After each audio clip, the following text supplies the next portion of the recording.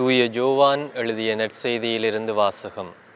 அதிகாரம் 6, இறைவசனங்கள் 34 தொடக்கம் 40 மற்றும் 58வது வசனம். அவர்கள், ஐயா, இவ்வுணவை எங்களுக்கு எப்போதும் தாரும் என்று கேட்டுக்கொண்டார்கள். இயேசு அவர்களிடம், வாழ்வு தரும் உணவு நானே. என்னிடம் வருபவருக்கு பசியே இராது, என்னிடம் நம்பிக்கை கொண்டிருப்பவருக்கு என்றுமே தாகம் இராது என்றார். ஆனால் நான் உங்களுக்கு சொன்னவாறே நீங்கள் என்னை கண்டிருந்தும் நம்பவில்லை. தந்தை என்னிடம் ஒப்படைக்கும் அனைவரும் என்னிடம் வந்து சேருவர். என்னிடம் வருபவரை நான் புறம்பே தள்ளிவிட மாட்டேன். ஏனெனில் என் சொந்த விருப்பத்தை நிறைவேற்ற அல்ல, என்னை அனுப்பியவரின் விருப்பத்தை நிறைவேற்றவே நான் விண்ணகத்திலிருந்து இறங்கி வந்தேன். அவர் என்னிடம் ஒப்படைக்கும் எவரையும் நான் அழிய விடாமல் இறுதி நாளில் அனைவரையும் உயிர்த்தெழ செய்ய வேண்டும். இதுவே என்னை அனுப்பியவரின் திருவுளம். மகனை கண்டு அவரிடம் நம்பிக்கை கொள்ளும் அனைவரும் நிலைவாழ்வு பெற வேண்டும் என்பதே என் தந்தையின் திருவுளம். நானும் இறுதி நாளில் அவர்களை உயிர்த்தெழ செய்வேன் என்று கூறினார். விண்ணகத்திலிருந்து இறங்கி வந்த உணவு இதுவே. இது நம் முன்னோர் உண்ட உணவு போன்றது அல்ல. அதை உண்டவர்கள் இறந்து போனார்கள். இவ்வுணவை உண்போர் என்றும் வாழ்வர். கிறிஸ்துவின் நற்செய்தி. கிறிஸ்து இயேசுவிலே அன்புமிக்க சகோதர சகோதரிகளே, ஆண்டவர் எமக்கு நிலை வாழ்வை தருகின்ற ஆண்டவராக இருக்கின்றார். மனிதர்களாகிய நாங்கள் சாகாத வரத்தை பெற வேண்டுமென்றால், நிலை வாழ்வை பெற வேண்டுமென்றால் ஆண்டவர் இயேசுவை நமது வாழ்க்கையிலே நாங்கள் கொண்டு வாழ வேண்டும். மனிதர்களாக நாங்கள் இருக்கின்றோம். நாங்கள் ஒவ்வொருவரும் இந்த சாகாத வரத்தை விரும்பி நாங்கள் பெற்றுக்கொள்ளுவோம். ஒரு முறை ஒரு சீடன் தன்னுடைய குருவானவரிடம் மிகவும் பிரமாணிக்கமாக இருந்து வருகின்றான். அதை பார்த்த அந்த குரு அந்த சீடனுக்கு சாகாத வரம் பெறுகின்ற ஒரு மந்திரத்தை சொல்லி கொடுக்கின்றார். அப்போது அந்த மந்திரத்தை அந்த சீடனும் பெற்றுக்கொள்ளுகின்றான். குரு சொல்லுகின்றார், இந்த மந்திரத்தை நீ வேறு யாருக்கும் சொல்லக்கூடாது, நீ ஒருவன்தான் இதை பயன்படுத்த வேண்டும். அப்படி நீ வேறு யாருக்கும் சொல்லி கொடுத்தாயென்றால் நீ சொல்லி 1 மணி நேரத்தில் இறந்து விடுவாய் என்று அந்த சீடனுக்கு குரு சொன்னார். எனவே சீடனும் அந்த மந்திரத்தை பெற்றுக்கொண்டு அவன் போகின்றான். அடுத்த நாளே அவன் என்ன செய்கின்றான் என்றால், ஒரு சந்தை வழியிலே நின்று கொண்டு ஒரு மைக்கை வைத்து அந்த மந்திரத்தை அங்கே இருக்கின்ற பல்லாயிரக்கணக்கான மக்களுக்கு அதை சொல்லிவிடுகின்றான். அதை சொல்லிய உடனே அந்த சீடன் உடனே மயங்கி விழுகின்றான். அப்போது அந்த குருவும் அந்த சந்தையிலே நின்றிருந்தார். அந்த குரு அங்கே வந்து அந்த சீடனை பார்க்கின்ற போது அந்த சீடனை பார்த்து குரு கேட்டார், நான் உன்னிடம் சொன்னேன் அல்லவா, இந்த மந்திரத்தை நீ வெளியிலே யாருக்கும் சொன்னாய் என்றால் அது உனக்கு தீங்கு விளைவிக்கும், நீ இறந்து விடுவாய் என்று. பின்னேன் இப்படி செய்தாய் என்று கேட்கின்ற போது அந்த சீடன் சொன்னான், குருவே, இந்த மந்திரத்தை பயன்படுத்தினேன் என்றால் நான் மட்டும்தான் சாகாத வரம் பெறுவேன். ஆனால் இப்போது இங்கே இருக்கின்ற பல்லாயிரக்கணக்கான மக்கள் இந்த மந்திரத்தை பயன்படுத்துவார்கள், அனைவரும் சாகாத வரத்தை பெறுவார்கள் என்று சொன்னான் என்று அந்த சீடன் சொல்லுகின்ற போது, குரு, நீதான் உண்மையான குரு என்று அந்த சீடனின் காலில் விழுந்தாராம்.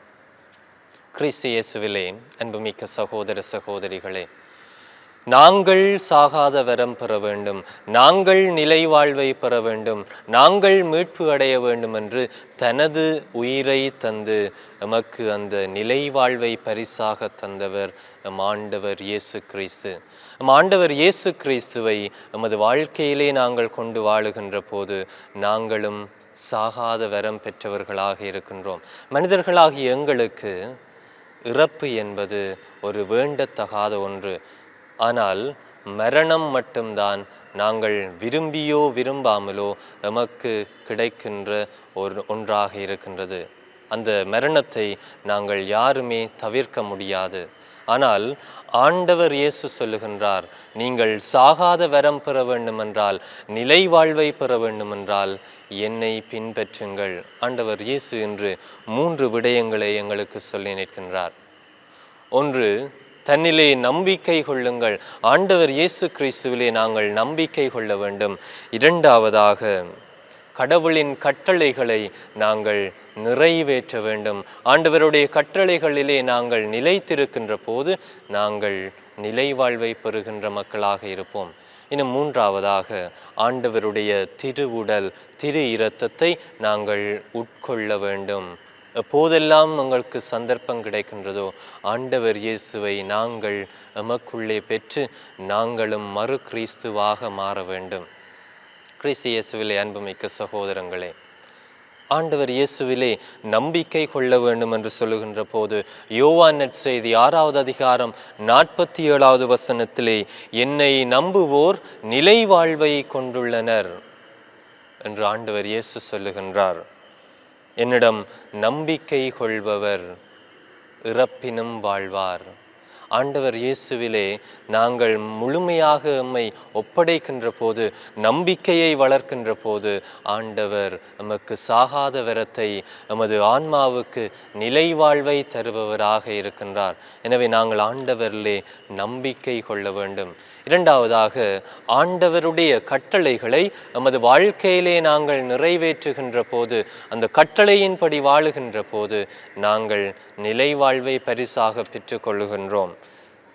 யோவான் எழுதிய திருமுகம் 1வது திருமுகம் 2வது அதிகாரம் 17வது வசனத்திலே, கடவுளின் வார்த்தையை கடைபிடித்து அவரது திருவுளத்தை நிறைவேற்றுபவர் என்றும் நிலைத்திருப்பார். எனவே நாங்கள் என்றும் நிலைத்திருக்க வேண்டுமென்றால் ஆண்டவருடைய வார்த்தையை நமது வாழ்க்கையிலே நாங்கள் வாழ்வாக்க வேண்டும்.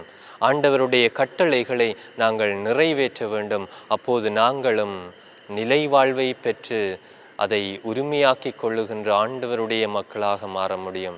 இன்னும் மூன்றாவதாக, ஆண்டவருடைய திருவுடல் திரு இரத்தத்தை நாங்கள் உட்கொள்ளுகின்ற போது நாங்கள் கிறிஸ்துவாக மாறுகின்றோம். ஆண்டவரை எமக்குள்ளே பெற்று கொள்ளுகின்றோம். பிலிப்பியருக்கு எழுதிய கடிதத்திலே தூய பவுல் 4வது அதிகாரம் 13வது வசனத்திலே சொல்லுவார், எனக்கு வலுவூட்டுகிறவரின் துணை கொண்டு எதையும் செய்ய எனக்கு ஆற்றல் உண்டு. எனவே ஆண்டவர் இயேசு எமக்கு வலுவூட்டுபவராக இருக்கின்றார். நாங்கள் என்னத்தையும் செய்ய முடியும். ஆண்டவர் இயேசு எங்களோடு இருக்கின்ற போது அந்த பலத்தை தருகின்றார், அந்த சக்தியை தருகின்றார். நாங்கள் ஆண்டவரோடு இணைந்திருப்போம்.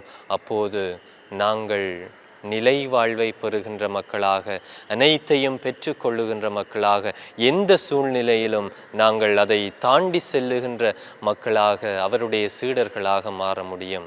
கிறிஸ்து இயேசுவிலே அன்புமிக்க சகோதர சகோதரிகளே, நற்கருணை ஆண்டவர் நமது வாழ்வின் மையமாக, உச்சமாக இருக்கின்றார்.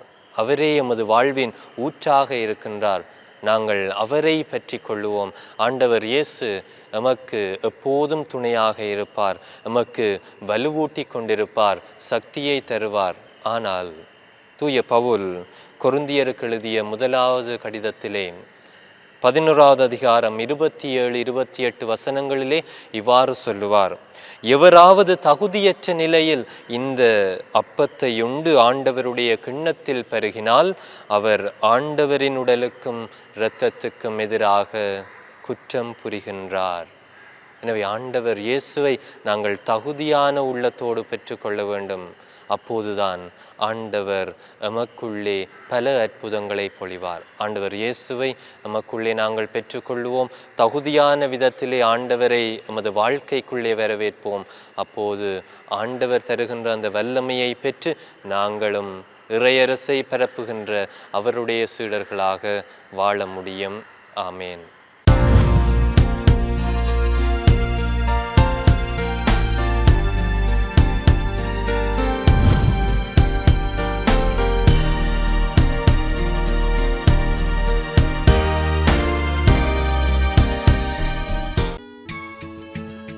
ஹோலி மேடையில் புத்தம்புது நிகழ்ச்சிகளை உடனுக்குடன் பார்த்து மகிழ எமது ஃபேஸ்புக் மற்றும் யூடியூப் பக்கத்தை லைக் செய்யுங்கள்.